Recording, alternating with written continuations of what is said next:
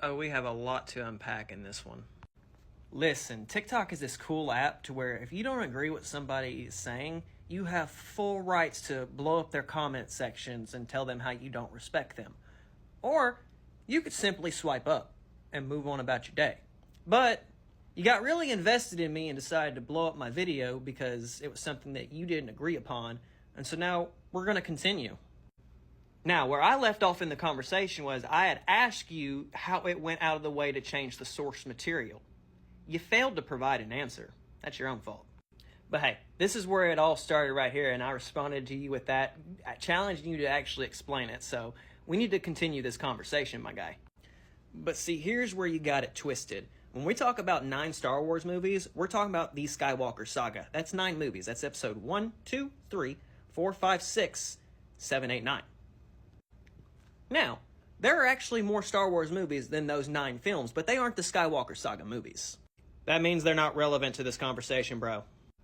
But since you want to make them relevant, George Lucas actually created 4 other Star Wars movies. There were 2 Ewok movies, a holiday special, and the Clone Wars movie. Outside of episodes 7, 8, and 9, Disney created 2 other Star Wars movies. There was Rogue One and Solo, a Star Wars story. Again, the interconnected movies do not relate to the Skywalker Saga per se. They are involved, but they are separate attachments. Now, we're talking about the source material of Star Wars. So you're referring to the complete saga, episodes 1, 2, 3, 4, 5, and 6, and the Clone Wars as a whole property.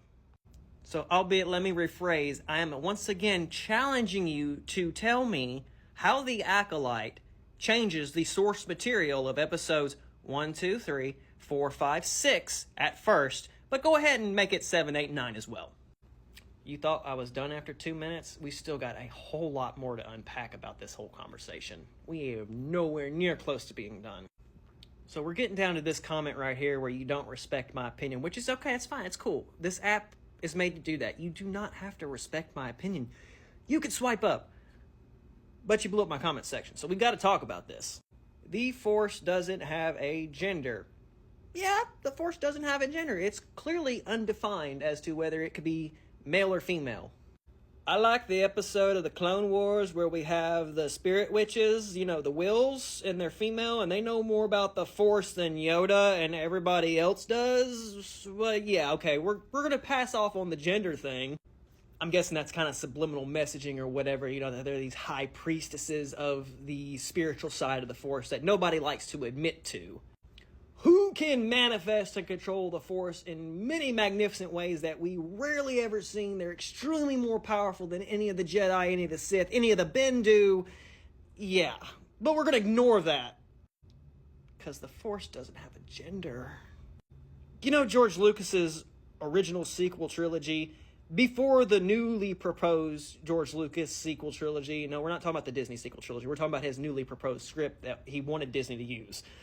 His original Journey of the Wills script probably would have gave us a lot of insight on topics like this. It's too bad us fans are never going to see anything like that. It's locked up in the Lucasfilm's archives and probably never be released to the light of day.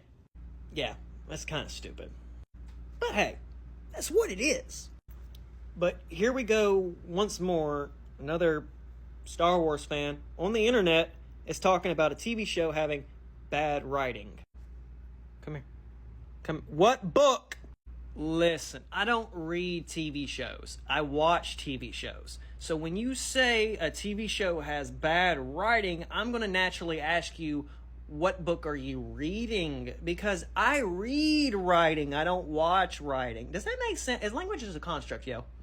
I literally made a whole video breaking this down Oxford Dictionary style, serving people like you who want to talk about bad writing when it comes down to TV show. Do you realize you were not reading the script on the TV? You were watching the actors perform their portrayal of what they're supposed to be doing, right? Do you get that? I get that. I understand that. That's why I'm not saying The Acolyte has bad writing. It's not a book. It wasn't written. It was filmed and produced. The script is way, way back there in the writing process, and that's not something that you're going to read just because you're saying bad writing and you're watching a TV show. So I know you're not going to read the script. Point blank, it's simple. Do you want to know what the agenda was of The Acolyte? It was tell a story leading into the prequel trilogy and foreshadowing events of the Skywalker saga. It's a political agenda, though? Okay. You're going to have to define these terms, bro. See, this is the problem with you Star Wars fans.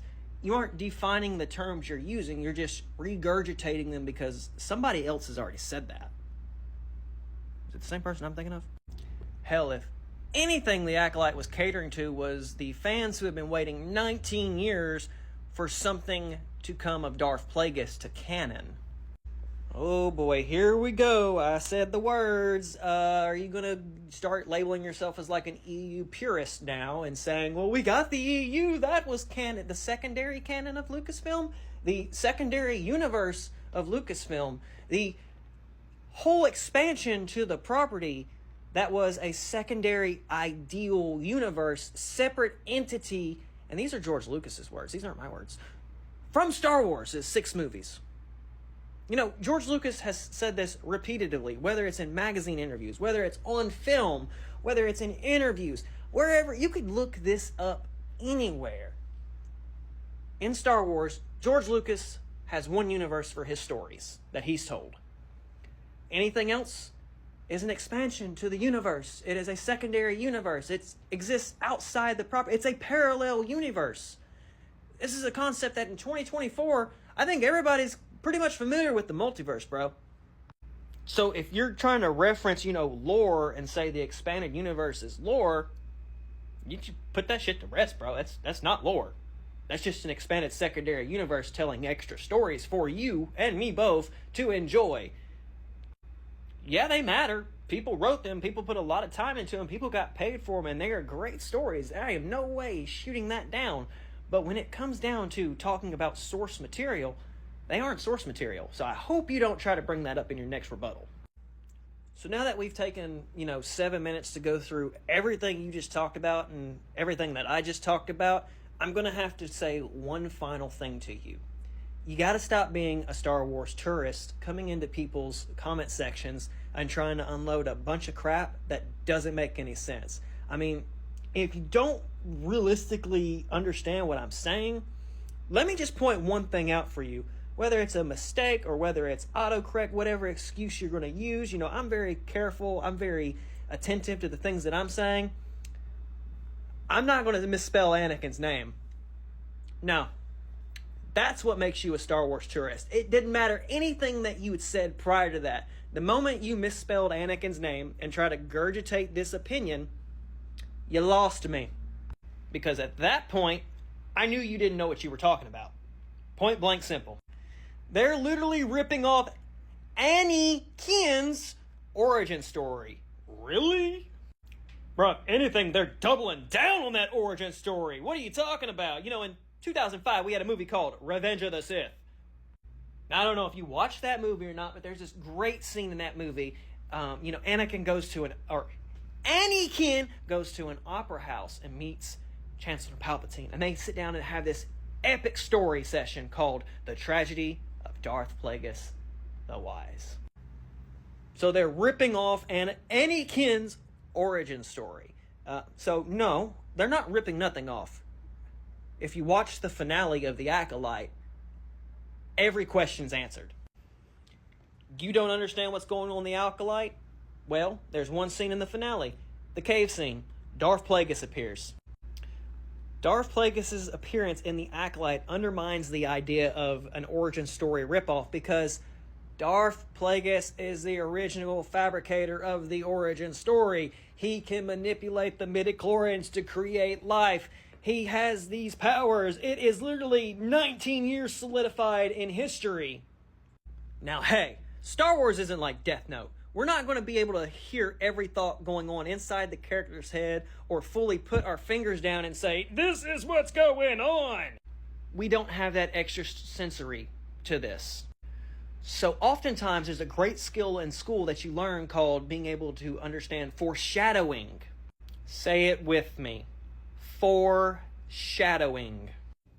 So I guess, if you don't have anything nice to say, it's probably best not to really say anything at all.